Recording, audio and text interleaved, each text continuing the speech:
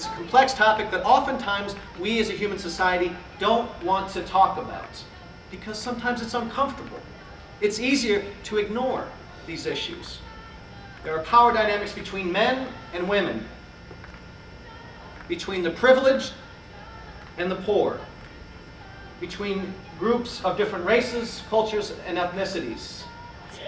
A lot of people don't know about slavery, but slavery is everywhere in the world, and it involves every one of us. And it's in the food we eat, from the tomatoes in like every fast food restaurant, Chipotle, McDonald's, Taco Bell. It's in the clothes we buy that kids are making for us. It's in the chocolate that we eat, and it's just mind-blowing to think of how many slaves there are, like 27 million. And I think that one of the reasons of this happening in the United States is just the high flux of immigrants that come here, you know, and the fact that we like to have a lot of cheap products, a lot of like good things that we pay a really low price for, and so that's an incentive for people to do this and to engage in that kind of industry. You know, if we were a more socially responsible society, that would probably not happen, but you know, considering the fact that we buy a lot of sweatshop products, and you know, it's not very hard to, you know, think that we do the same for food. I mean, everybody likes to eat 99-cent burgers, you know. For to share our grief, to touch our pain, God came with love. My name is Ronnie, and I am a survivor of child trafficking. I was born in southern India, and at the age of 7 is when I actually got kidnapped from my mom and sold into the child slave trade.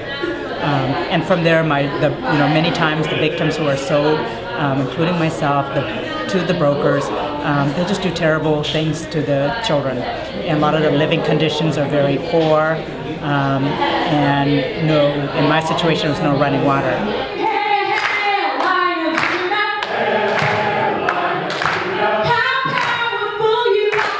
You think of it as all being in other countries, but learning the total amount that was actually in the United States, and they showed a film about how a lot of it was coming, about some of it that was in Oklahoma, and some of the people there were as close as Wichita, Kansas, and they were by Highway I-135, which really made a difference on where this is all coming from.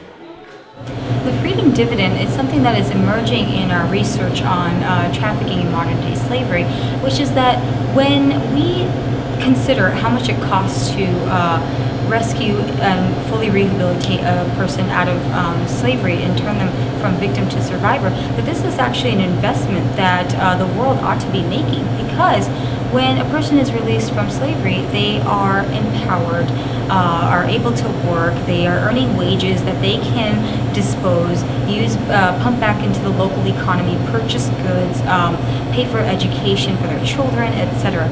There are certain ways that we should treat people, and you know, the things that you guys are learning about and seeing, talking to people, those are things that we should not be allowing to happen.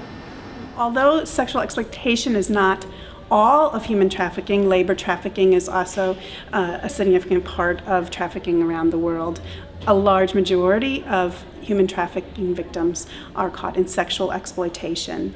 And so as long as we objectify women, objectify sex, they become an object that we can buy and sell, then there is a market to buy and sell women. If we question those sexism and racism and ageism that makes those things objectified, then we have a way of bringing forth God's dignity for people and God's care for people instead. I didn't know there were so many slaveries in the world nowadays, and I didn't know that there's so many people who don't even know about that. Or sometimes, for example, in my city in Brazil, we see that everywhere. You just don't realize that those kids in the street are slaves. And I really want to do something for them. I'm thinking when I go back to Brazil, I really want to talk to my dad and really help them, maybe build a school or something like that. Because I think they need a chance. They need a chance to live and to have fun. And this trip actually helped me to open my eyes and see that, and feel like I need to help them. I feel it's something I need to do. And hopefully I will call you guys in some years and say I made it. Oh yes, I know.